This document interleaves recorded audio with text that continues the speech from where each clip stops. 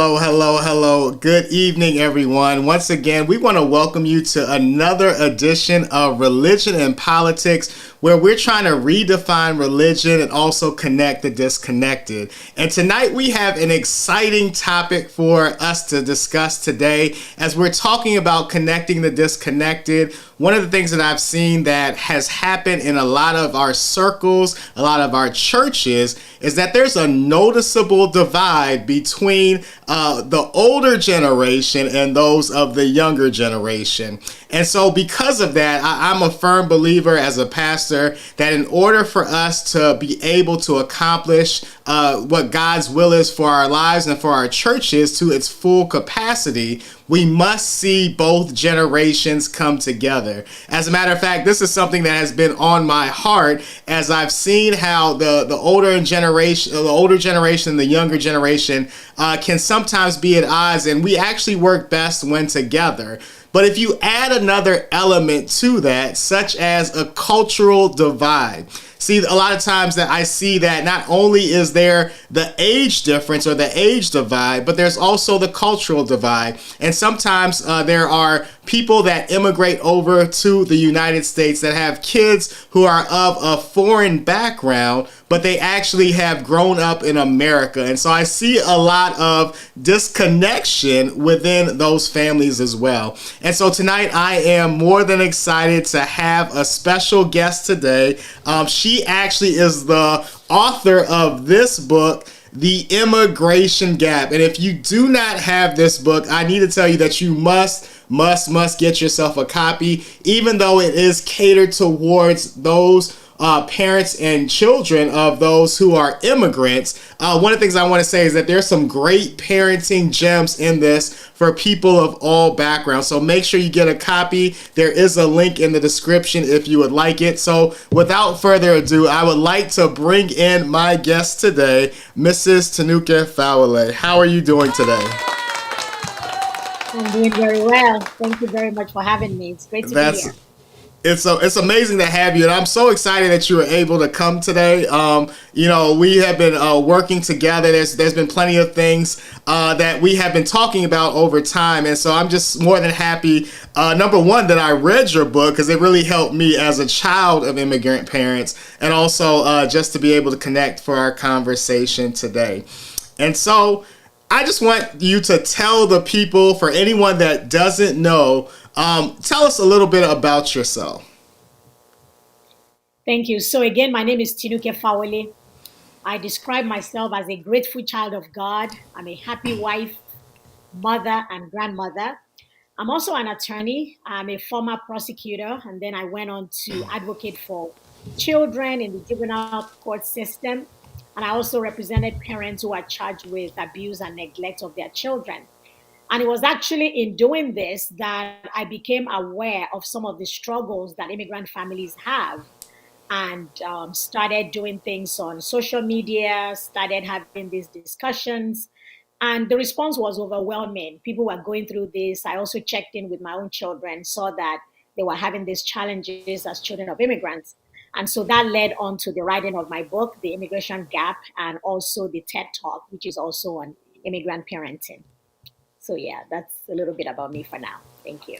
Excellent. And that's very commendable work. As a matter of fact, I think I've told you this, but before I became a pastor, I actually wanted to go into juvenile justice. After working in a foster care facility and also the juvenile detention center, I see the need. And so definitely am just, thanking you for what you do, because it was definitely needed and it is definitely needed for our young people. I heard you say something key. You said you saw basically some issues between the dynamics when you were, serving those families. And so my question is, what probably was the biggest issue that you were seeing when it came to immigrant children and being involved in the legal system? Well, I saw that there was a disconnect between them and their parents.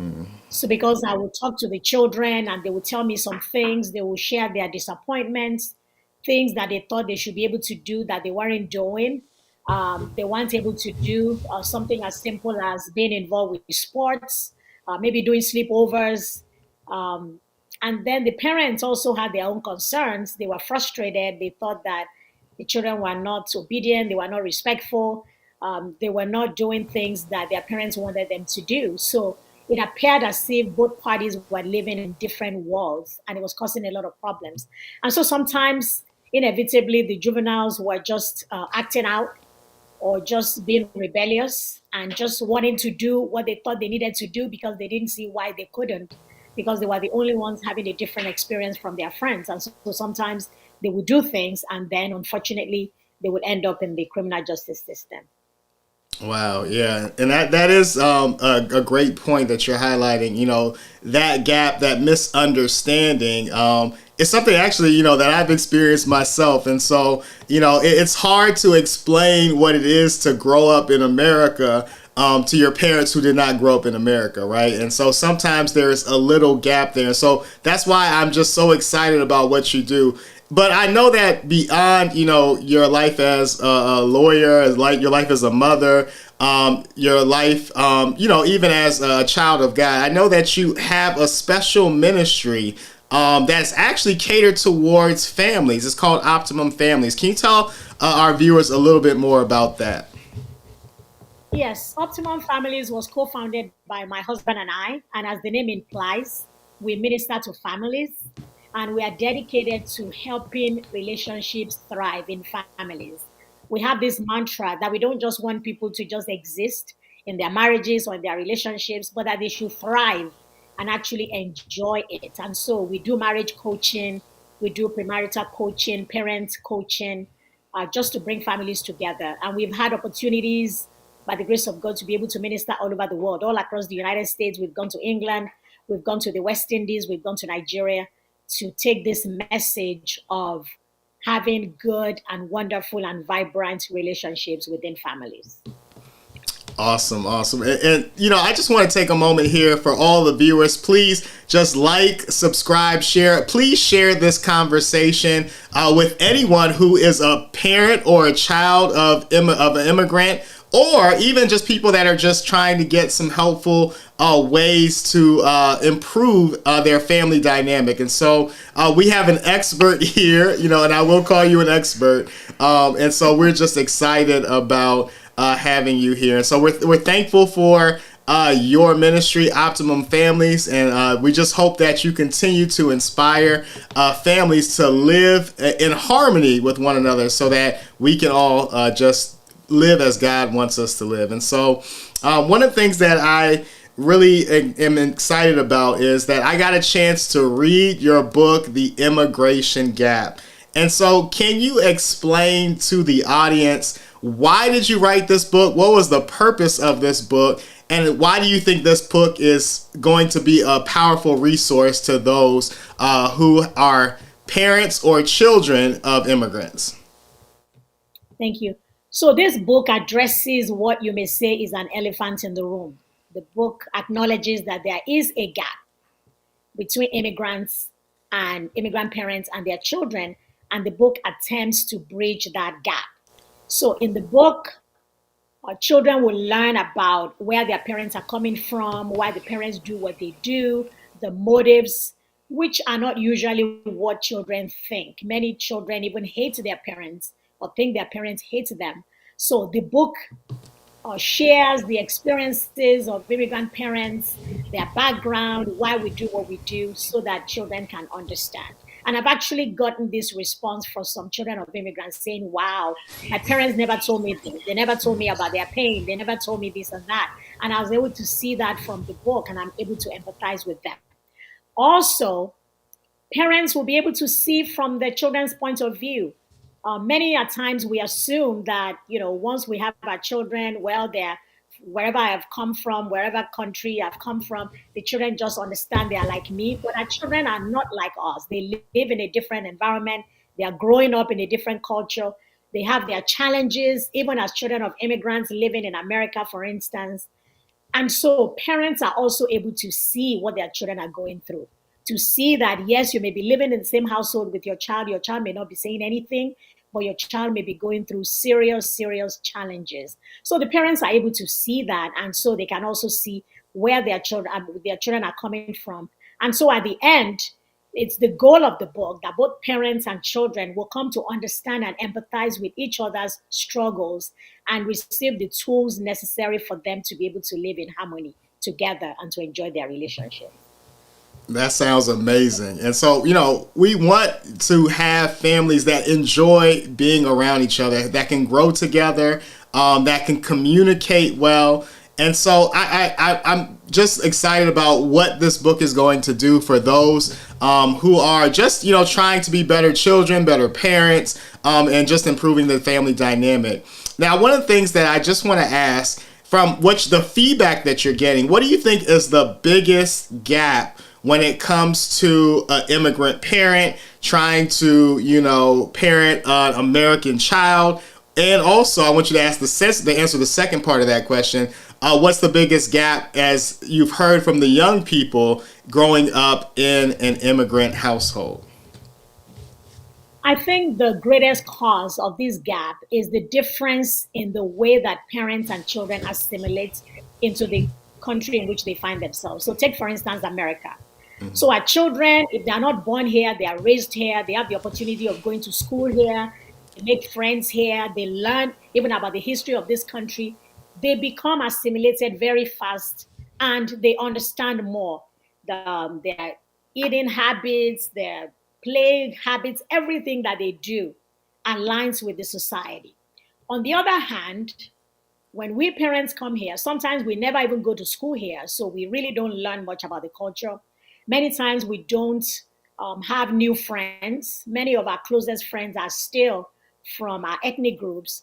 So we are really not connected to the society. And so our thinking, our mindset, the way we do things is still aligned with the culture that we come from. So you can imagine living in the same household and someone is of a different culture, different mindset. There's already a generational gap because of the age difference. But then when you have someone thinking a different way, having different habits and cultures, it really creates a gap.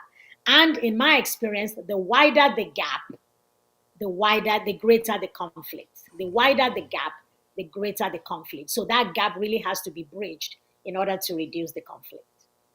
Awesome. Well, I'm excited that you have, like I said, I'm just so excited about this resource. As I was reading this book, one of the most powerful points that came out to me, and maybe it just spoke to me, I don't know if it speaks to any of our viewers out there, but in growing up in an immigrant household, one of the things that you said is that, that parents need to praise the effort and not the outcome. And so, can you please expound on that, just so that we can get a better understanding? Why is it important? Why do you think it's so important for parents to praise the effort as opposed to the outcome, as we live in such an outcome-driven society, right? So why is that it was powerful to me, but why do you think that's a very pertinent point for those that are growing up in these households? Yeah, so it's very easy to praise the outcome because that gives you a sense, even if it's a false sense of security, that your child is doing well. So if a child comes home and has straight A's, then that lets you know that the child is doing well. But in fact, that is not true. All children are not alike. Some children are actually born with certain innate advantages that they might be able to grasp something quickly. So, two children go to class and a teacher gives a lesson, and one child is able to grasp it very, very quickly and be able to do very well in an exam. So, when you praise the outcome, maybe having good grades, then you may be rewarding a natural ability that the child doesn't even have anything to do with. And also, if we praise the outcome, like the grades, rather than the effort, children may have trouble in college because in college, the dynamics is different from high school or elementary school. In elementary school or even high school, a child may be able to get away with not working so hard if the child just has, the kind of brains that they can just grasp things quickly and they can do the work. But in college, where there's a lot of work, there's intensity, there's volume, there are other things to do, there are projects, there are teamwork where you actually have to show up and do work. If the child has been used to just being praised for the outcome and doesn't really put effort, it will show in college. And you've actually had smart children drop out of college. What happened? He was a straight A student in high school. That's because the child didn't do much to have good grades. But now in college, when he was expected to do good work, he wasn't used to that and he couldn't do well. And I think one very important reason is that we should praise the effort rather than the outcome is that many successful people in life were not straight A students. The qualities and the values that make people successful, such as hard work, tenacity, perseverance, following through, all those things are those things that we need to praise in our children because those are the things that will grant them success. If we praise the outcome, they may not be successful because they wouldn't have what it takes to succeed. But when a child is able to pull themselves from even having a D to having a C or B, and we see the effort that they have made, it actually helps the child to feel confident in themselves, knowing that they are able to do these things. So that's why we need to praise the effort because eventually, what is going to make our children succeed, which is the outcome that we really want, are all these values. And those are the ones that we must pay attention to. Excellent, excellent, excellent. I'm looking at the comments here, and people are just really resonating with that. I see facts. What you're saying is really has some heavy weight to it, and I just love the fact that you brought that out because there are obviously some children, right, that are really trying, right? They're really, putting out a lot of effort. They're giving their all, and they may not, get to the same level as somebody who's naturally gifted. But I like what you said because it's true. In college, you'll start to see the difference, right, between the person who has the tenacity, the person who has that rigor for doing hard work as opposed to the person that just had the natural talent and kind of kick their feet up. And so, as the effort will eventually over time, I believe, show itself to produce what it needs to produce as opposed to that person that's kind of just naturally gifted. As a matter of fact, they say, hard work beats talent almost 99% of the time. And so, I think that it's definitely a great value to present today. And so I just want to let those that are in the comments that are in watching today, if you have a question, we have an expert right here with us today. So if you have a question about anything parenting when it comes to the immigration gap, please just write your questions in the comment, and we'll make sure that we go through some of these questions at the end of this interview. And so one of the things that I loved about your book too was you pointed out and you highlighted the necessity to actually spend time individually with each one of your kids. Now, I can hear somebody saying, in my head, I'm so busy. I'm working hard. I got to do this. I got to do that. I barely even have time for myself. And knowing immigrants, right? Immigrants usually have lots of kids, the ones that I know, right? And so let's say you have 5 kids, right? You work full-time jobs. You're trying to get everything, together, trying to get the house in order and also the bills paid. How can you possibly find time to spend individually with each kid when you have such a busy schedule? Okay. So in my book, obviously, I gave the ideal situation, but I also want it to be practicable. So I think it's important for us to have the understanding and to acknowledge that this is something that we need to do is spend time with each child and we need to be intentional. So obviously, if you have 5 children, you're not going to be able to spend 30 minutes with each child.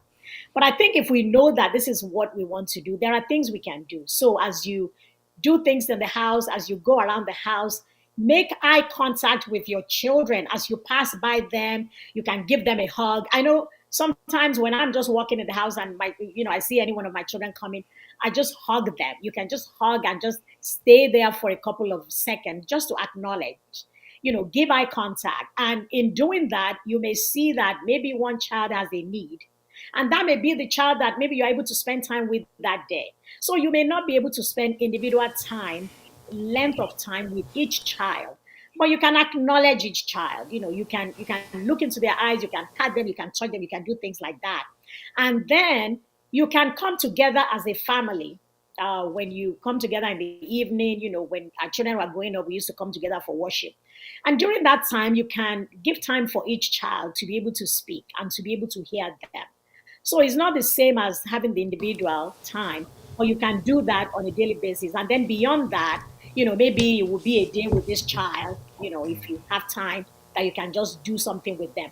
When we believe that something is important, then we will make time. But when we don't even acknowledge that it's something we need to do, there's no way that that will happen. But once we acknowledge, we just try to find time, the best we can do. If it's not once a day, then it's once a week, and we just do the best we can, and it adds up. Excellent. I like that last part. Just do the best you can, right? It's all about intentionality, right? So if you don't have any intention, it won't happen. But if you do put some attention behind it, even if it's just a hug, even if it's just an encouraging word, that makes a whole lot of difference. And so, I know that a lot of, sometimes, a lot of the young people, they feel like, parents just don't understand. They feel like, parents just don't get it. But I know that there's another side to that story, right? And so what do you think is the most vital thing that immigrant children need to know about their parents so that they can have a better understanding and more compassion and empathy for where their parents are coming from? Okay, thank you. And I know that, people have told me that not all parents love their children, not all parents want the best for their children.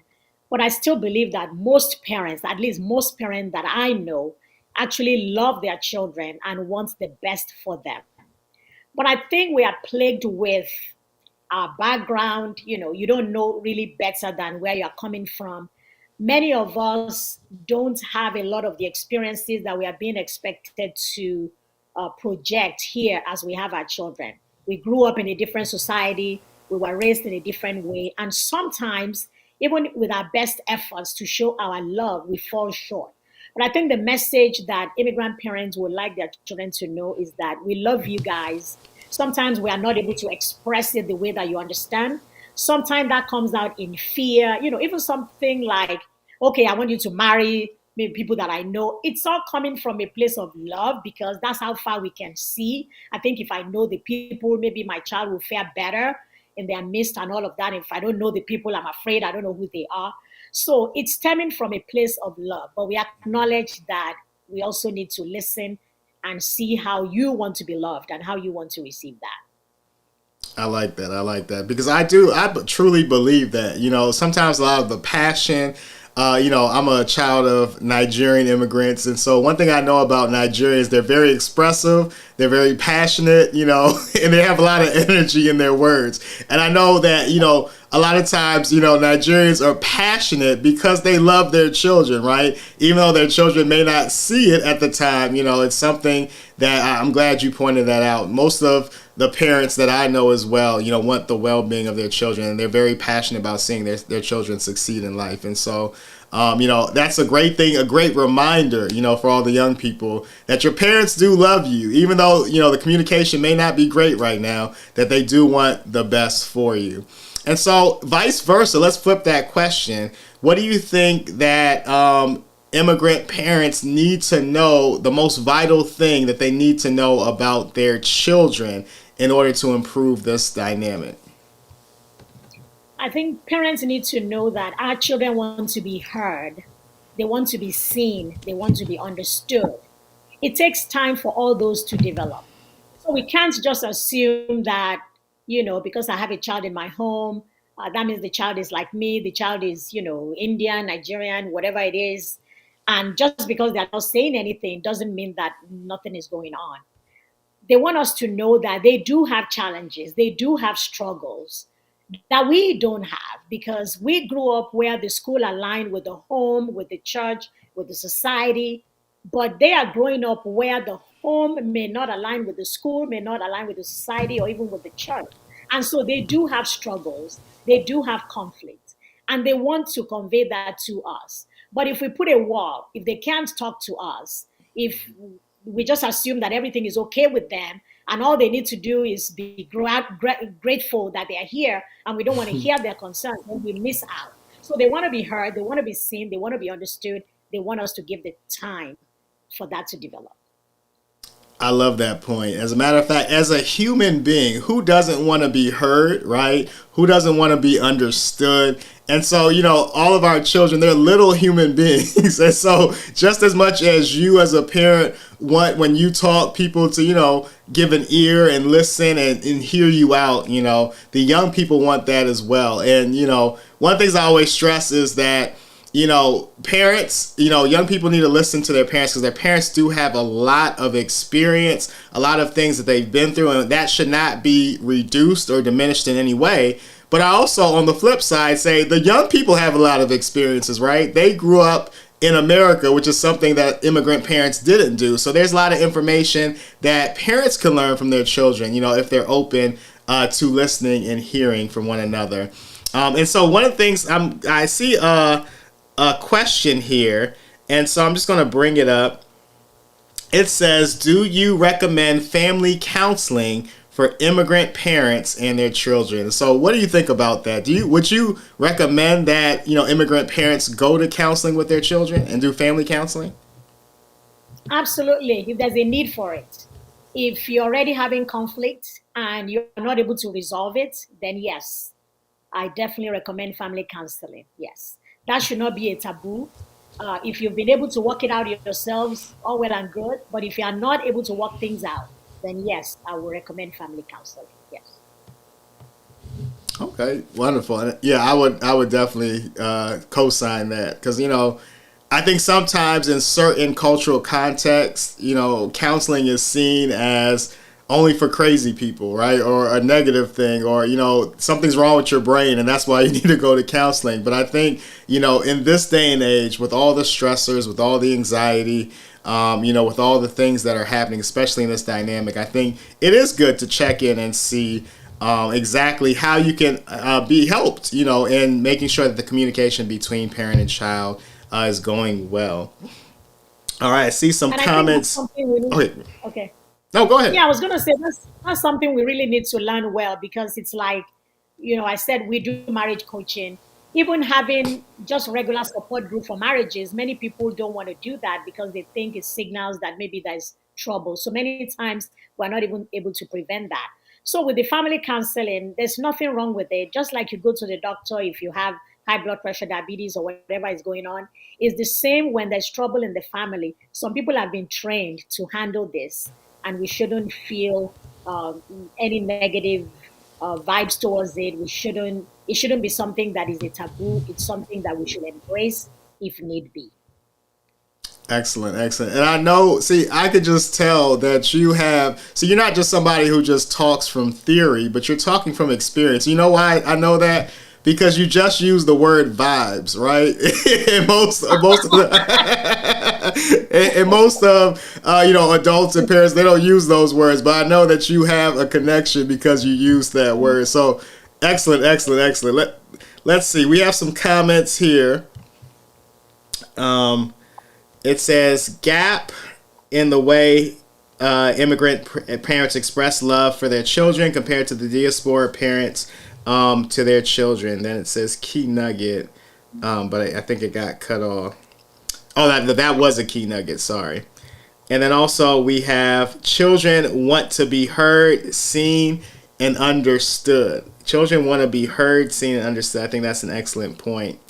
Also, again, just because a child is not speaking much doesn't mean they have nothing to say. I think that's a powerful point because a lot of times children shut down, right? And so if they feel like they can't be seen, heard, then they just won't say anything. But they have a lot on their mind and they have a lot on their heart. They're just not telling you. And this is an important point because I tell parents all the time, especially as a pastor, that a lot of times their children tell me things that they would never tell them. And why? It's because, the way that the information is received. I had to learn how to not, conjure my face up to look surprised or shocked or angry, when I'm talking to the young people, because there are some things that are in my brain. I'm like, this is crazy, right? But I'm just, oh, really? And I have to have control over my reaction because I know my reaction can make them, feel like this is not a safe place and shut down. And so, it's important to have an open, nonverbal decorum when you're talking to, your children as well. All And I know it right. was very important to me that my children will be able to come to me. You know, it hurts me when people talk about the fact that, these children are coming to them, they're talking to them, but they cannot talk to their parents. And I tell parents all the time, your children are talking to adults. Your children have adults that they respect and trust. Those adults are just not you. And that's sad because we could as well be in the position of those adults. But again, if we are not ready, if we are judgmental, if we are not ready to listen, if we are not ready to really hear them, then they will speak to the people who can hear them. So I think we should just look into that because, children have needs, children have things to say, and they will talk to other people.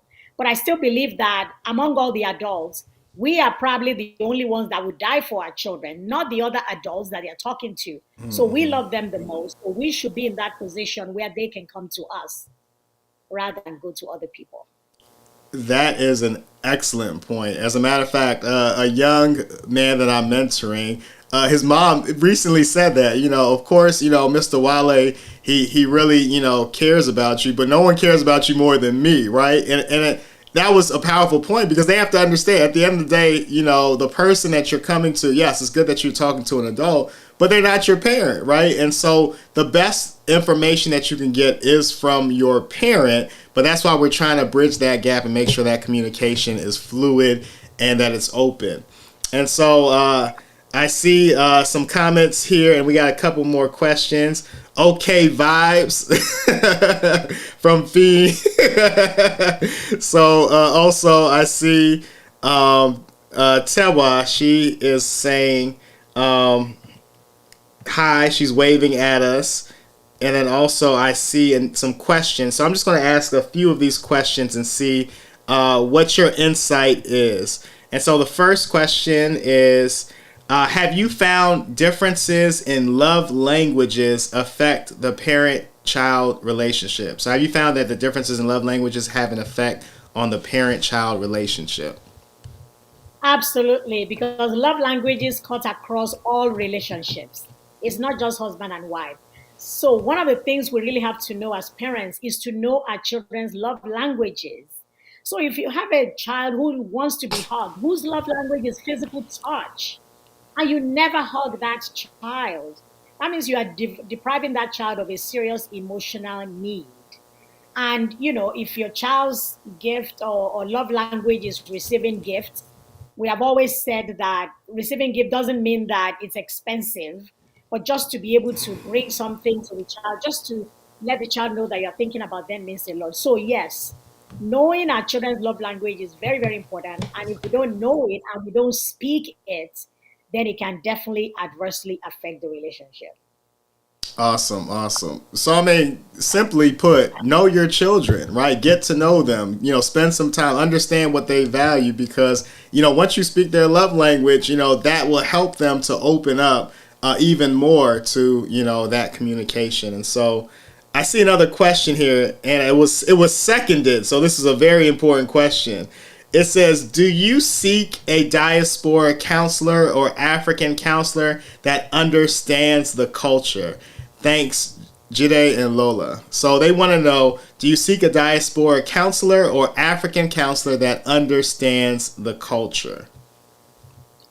Yeah, it depends on what your needs are. We were counseling a young couple, and we saw that one of them really needed to see a counselor, a therapist, because of what was going on. And when we suggested a therapist, the person actually told us that I will want an African therapist because I want someone who understands because they were dealing with in law issues and all of that. And that plays differently in African cultures than American, for instance. So they asked for it. Right now, unfortunately, my family is going through grief and we're getting our counseling not from diaspora because I think grief is universal, so we did not have to look for an African counselor. We're just using grief counselors who can help us. So I think it depends on your needs. If the situation is such that there are cultural issues involved, then it would be nice to get someone who understands the culture. And that's why we're encouraging a lot of immigrants also to get into these kinds of services so that we can serve our people better. I remember one time my daughter was at Vanderbilt, and she said that the Asian community, they were saying that for their students who wanted counseling, they were asking the school to hire Asian counselors, that even though these children were born and raised in the United States, they still had cultural issues because they were raised in Asian homes, and they really needed people who understood them. So sometimes it's important, sometimes it's necessary, sometimes not necessarily so. Excellent, excellent. I love that answer. So, it just depends, and so I would say, for all of my praying people, make sure that you pray for the right counselor, right? So that God will help use the right person that'll be able to help you in your, in building that relationship with between parents and children. So I was looking at, and I just want to let everyone know as well, please, if you have any other questions, right, you can even put them in after the live stream, but they won't be answered live. I can always send them over and we can answer them in the comments. But you have an expert, right? I don't want to say this. I know I'm overemphasizing it, but a lot of times when it comes to this dynamic, there's a lot of unanswered questions. In the past, I've had people tell me that, Pastor, you should start a Bible study for those who are immigrant children, right? Because there's a different dynamic here that happens. And so if you have any questions that you need answered, we have someone here that can answer them to the best of her ability that I'm sure will add value to that relationship dynamic. And so drop your questions in the comments. Go ahead, likes, share, subscribe. Give this message, give this interview to somebody who needs to hear about this book and how they can improve the dynamic in their immigrant home. And so also, I just was reading your book, and there was this theme of accountability that you wrote about. And so I'm just wondering, how does this theme of accountability play into this immigration gap that we're speaking about today? Yeah, sometimes we make everything one-sided, but it's not a one-sided thing. Each party has a part to play, whether they are the parent or the child. So we all need to come together. Everyone needs to be able to have a say. Everyone needs to be able to be heard. Just because the child has an opinion doesn't mean that the child is disrespectful. And then when it comes to apologize, sometimes we wrong our children. Sometimes we make the wrong judgment. Sometimes we do the wrong thing. And once we acknowledge that, we must be able to apologize. Sometimes in our culture, we hold children responsible for everything that they must do. So if they do something wrong, they must say sorry, they must apologize, they must be respectful, they must do all of this. But sometimes it looks like we place nothing on ourselves. If we do something wrong, we can just not apologize, we can just gloss over it as if nothing happened. We may not think we need to be respectful towards our children, but each party really has a part to play, especially if we want to enjoy good relationships with our children. We have to know, as Pastor Wale said, that they are little humans. They are young humans, but they are humans still, and we all have the same needs. Even during this time, I've had people come to visit us and tell my daughter, please be there for your mom, be strong for your mom, take care of your mom. And I'm thinking, why is this responsibility placed on my 28-year-old? You're asking her to take care of me during this time, for her to be there for me? How about me being there for her? How about me, showing up for her? So I think sometimes we put too much responsibility on our children, whereas we all have our parts to play. Each person has to be responsible. Each person has to be accountable. Excellent. I love that. As a matter of fact, what you were talking about, they actually have a word for it. It's called parentification, right? Where the child is supposed to take care or do, things that are of apparently duty. And that actually has an effect, a negative effect on children when they carry the load for their parents in many different ways. But one of the things that I also loved about that is the fact that there needs to be accountability on both sides, right? And I'm an advocate for the children all day, every day. People know that about me. But one thing I always say is, a lot of times the children will go on and on about, how old people are judgmental, they're this, they're that. But I'm like, even you calling them judgmental is low-key judgmental, right? And so, there is some of the stuff that you don't like, you're actually even modeling in the labeling that you put. And so one thing I learned about life is everyone acts the way they act for a reason. And if we can actually, get past the surface and get deeper with people, we'll have a better understanding and more compassion for each other. And I think that is something that we need to do. So I see some more comments. Apologies go both ways. To err is human. I love this because sometimes, it doesn't feel in this society that it's okay to make mistakes, right? But humans make mistakes. In fact, the Bible puts it in the Bible where a just man falls 7 times but gets back up. And so we have to normalize making mistakes and helping people get back up. So everyone makes mistakes, adults, children, and so that shouldn't be such a hard thing or such criticized thing. We just need to help people and guide them, into getting back on the right path. What do you think about that? Oh, absolutely. It goes both ways. And I like the fact of you mentioning about the children because I also see young people going on and on and on and on. And I'm like, you are almost doing the same thing. But we all have a part to play. And I think if we can just see each other as humans, even children towards parents, knowing that they are human. And again, that's what my book is about to let you see from the eyes of the parent so you can understand better. And for parents to be able to see more from the eyes of the children so they can understand better. None of us is perfect. We both parties must be open to see what is there, what we can learn, and what we can unlearn or relearn. That's awesome. That's awesome. I see some more comments here, so I'm just going to highlight a few. It says, yes, immigrants should enter the social science field and become licensed counselors, social workers, psychologists, and psychiatrists. And so, definitely, I think that they should have more of those there. I see another question as well. It says, how did you bridge the gap between your upbringing in the country of origin and that of your children in the diaspora? I'm assuming that you grew up outside the U.S. Thank you, ma'am. J and L. So can you answer that for us? I was 30 years old, almost 30 years old before we came to this country. It's about being teachable, just learning new things. The other day, my husband said the word self care. He said he needed self care or something.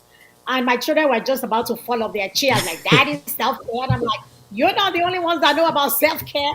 So it's by being open to see what is going on, learning, growing, allowing the change to come upon you and allowing yourself to change. So we allow our children to teach us. As we teach them, we learn things. So it's just about being open to change, being open to grow. And that's for all areas of our lives, not just in parenting. You do well in all areas of your life if you are able to be open to new information and take what is good. We always told our children when they were growing up, we're going to embrace all the wonderful things in America and the negative things we're going to shed. From our country also, we're going to keep all the wonderful culture from Nigeria, and whichever one is detrimental, we're going to shed it. That's the goal. Of course, we're human and we didn't always meet that, but that was our goal, and we were going to do that.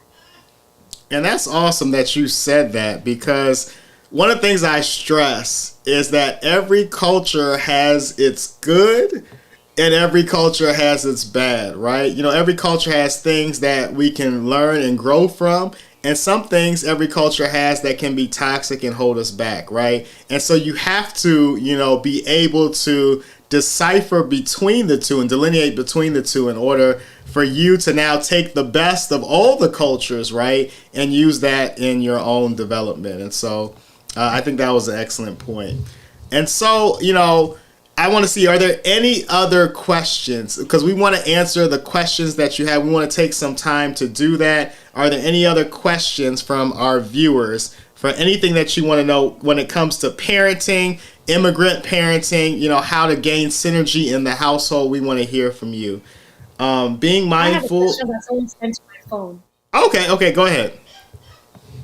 It says, why can't we praise both the process and the outcome? I think this is when we were talking, the first question that we praise outcome rather than. So the question is, why can't we praise both the process and the outcome? And yes, we praise the outcome also. Because if your child comes home with straight A's, yes, you're gonna praise them.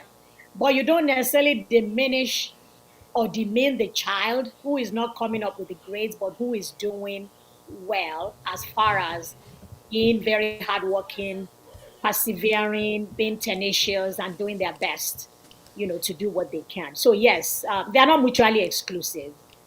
We can praise both. We just don't want to do one over the other. I like that. I like that. And yes, I think it's usually easier to praise the outcome, right? That's kind of what is just our natural inclination. But I think, when it comes to praising the effort, I think that's what's hard because you have to be intentional about the effort, right? When the outcome, you don't really have to be intentional. The grades come back, you see the results, you praise it, right? But when you talk about the effort, you don't always see the results right away, right? And so, that's why it's important because when you praise the effort, it actually helps to improve the outcome, right? Because now the child is feeling motivated. They know that you're seeing them. They know that you're paying attention, that you're edifying them, that you're building them up. And so one of the best managers I ever had, and I have to give her a shout out. We call her Miss Valerie. She was at Village of Promise in Huntsville, Alabama. She would praise every little thing that we did. Like literally, you did a point, like you did a 5 minute, talk or, something real quick with the kids. She'll come to you after. She's like, that was so amazing. And what that did over time, because at first it was like, I didn't really do anything, right? But what that did is like, it built something in you to the point where it's like, wow, I want to make sure I do good next time, right? It's almost like you're addicted to the praise, right? And so, a lot of times criticism kills and praise actually helps produce, right? And so we want to make sure that, you're praising people through the process because it'll actually help them get the outcome, that they're desiring. And so excellent point. Praising both. All right, all right. And so I think we're nearing the end. We don't want to belabor too long, but can you just tell all of the viewers how can they find you? Now, once again, the link to buying the book is in the description. So please, if you don't already have it, go grab this book. It's a powerful book. We only touch the surface of what this book actually has to offer. So make sure you get that. But where can they find you? Let's say they want to bring you in to speak, to a group of immigrant parents or children, or, they want to, just ask you questions or get more information about your ministry and what you do. Where can the people find you today? Okay, so I'll tell you where you can find me, but just a couple of things before then. Obviously, if you haven't gotten the book, get it. And once you get it, write your review on Amazon. Once you start getting inspired and getting motivated, just go and write that. Just 2 sentences will be enough. Also, the TED Talk, if you just go on YouTube and just put Atinuke Fawole TED Talk, it will come up, even if you don't know the title. So also watch that and let me know what you think. So we have a website, optimumfamilies.org. You can find us there. Facebook group is Optimum Families Network. We're also on YouTube at Optimum Families. We're on Instagram, Optimum_families. If you want to email me, if you want to make it personal, Tinuke at optimumfamilies.net. And I'm also on LinkedIn as Tinuke Fawole. So you can find me. All right, all right. Thank you so much. And I also see something here. And so I do want to say it's going to be in the description, but it says, would you be kind enough to flash links to purchasing the book from outside the U.S.? And so the link is from Amazon. So I'm not sure exactly, how that will work depending on the country that, you are in. And so maybe they can contact you directly, if they need a book, if they're outside of the country, if the link doesn't work for them. Are you able to provide that for them? Yes, I think by email. And I have to shout out to people that are calling from outside the country, probably from Nigeria, from the UK. That means that it's past midnight for you there. So I actually acknowledge you being here. And I know that there are actually people who live in Nigeria, for instance, who have children who are growing up here. Maybe they're in college, or even some. I just learned yesterday of someone whose child is in boarding school here for high school. So I'm glad you tuned in because your children are going to begin thinking differently from you, speaking differently from you, and having a different mindset. So this is good. But I appreciate you staying up and being here. So right now, I don't believe that Amazon delivers in Nigeria. But if you email me, we can talk about that. It's possible that maybe when we go to Nigeria, maybe we can have some copies and can get it to you that way. But just please contact me by email, and then we may be able to talk about that. But I don't know right now of any other means if Amazon wouldn't send books there. I don't know how Kindle works, but yeah. But if you email me, we can go on from there. Awesome, awesome. So make sure you email. We have the ticker at the bottom. So if you need any information, go ahead and reach out. There's so many social medias. There's the website. There's the email. Get what you need in order to be able to get your hands on this resource. And so thank you so much for such an enjoyable and enlightening session. Yes, that is my sentiment as well.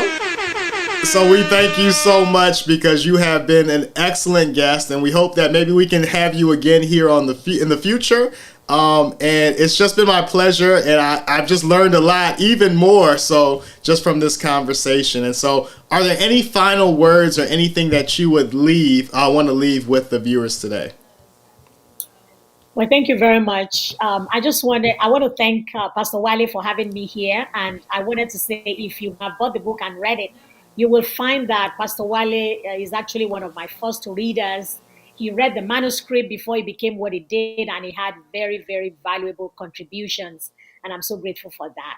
One thing I just want to say to all of us is that as you read the book, as you hear things, you might find things that are counterintuitive, things that are different from what you've always known. I want us all to read the book with an open mind and be ready to welcome or accept any new concepts that we may not even be familiar with. And this is not only from the book. This is just as we continue to have experiences, especially as immigrants with our children.